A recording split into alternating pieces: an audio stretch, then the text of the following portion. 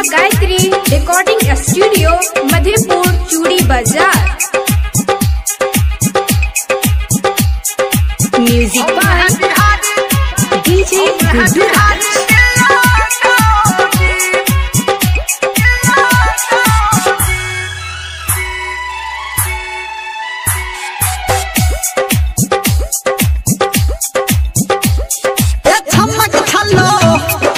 धीरे चलो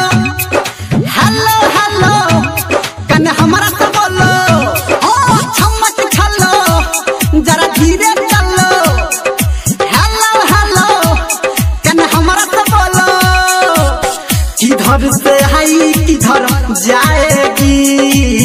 किधर से आई किधर जाएगी हम है बिहारी दिल्लो जाएगी हम है बिहारी जरा धीरे चलो हेलो हेलो कन हमारा तो बोलो किधर से आई किधर जाएगी हम है बिहारी दिल्लो जाएगी हम है बिहारी दिल्लो जाएगी। बोलो DJ Guddu Madhubani DJ Guddu Madhubani DJ Guddu Madhubani हम है बिहारी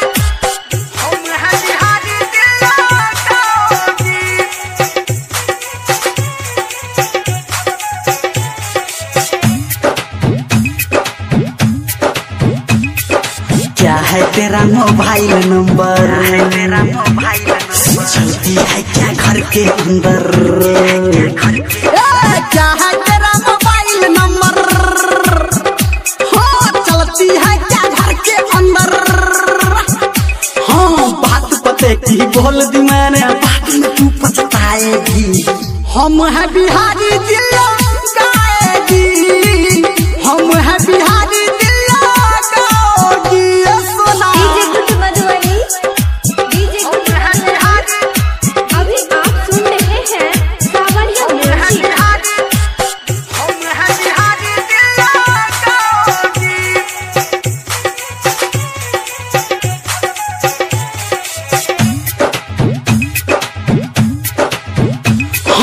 क्या है नाम बताना अपना नाम बताना बोलो तुमको कहाँ है पटना क्या है नाम बताना अपना तुमको बेबी कहाँ है पटना है धर्मेंद्र नाम है मेरा मालिन तू बन जाएगी हम है बिहारी दिल्लो जाएगी हम है बिहारी बोला या जान I love you।